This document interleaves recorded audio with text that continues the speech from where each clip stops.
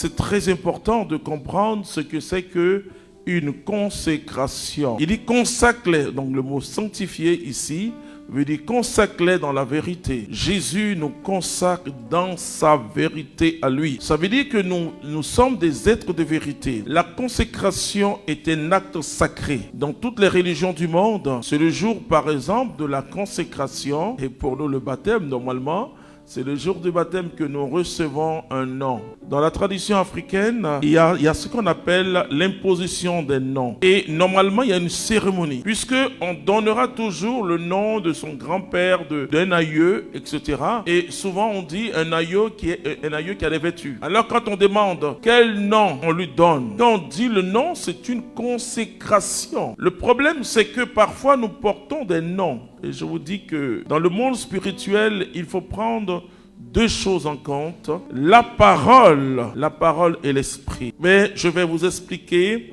les implications spirituelles de la consécration des vies. Comprendre les implications des consécrations, c'est très important. Et nous avons un jour été consacré, et pour certains, Dieu merci, le baptême est une consécration. Et je le dis toujours aux chrétiens, j'évangélise dans le monde entier, et les reconversions sont plus simples que les conversions. C'est-à-dire celui qui a reçu la grâce du baptême, on ne verse pas que l'eau sur une personne au baptême.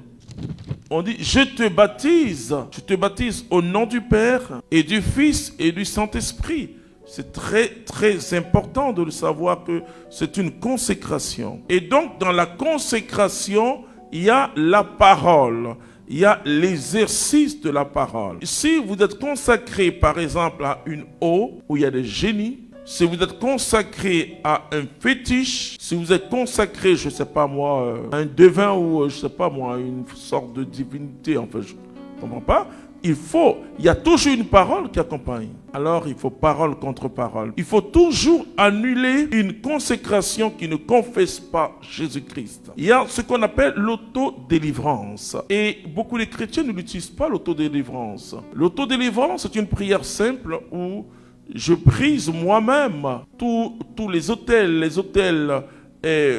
démoniaque de ma vie. J'annule les vieilles alliances. Puisque en annulant, ce que je fais, c'est que je me situe dans le Christ par mon baptême. Et vous pouvez dire simplement au nom de mon baptême, parce que le baptême est un sacrement de délivrance et c'est un baptême et c'est le sacrement où nous recevons la vie de Dieu, la vie Zoé, nous recevons l'Esprit Saint au baptême. Vous voyez, c'est pourquoi au début du renouveau, quand on faisait l'effusion, on dit mais on a déjà reçu l'Esprit Saint. Oui, nous avons reçu l'Esprit Saint au baptême. Mais il faut que laisser l'Esprit Saint agir. Hein?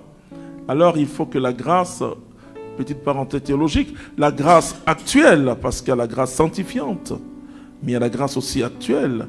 La grâce sanctifiante, c'est la grâce habituelle. Mais la grâce actuelle, c'est cette grâce qui me permet de vivre Dieu.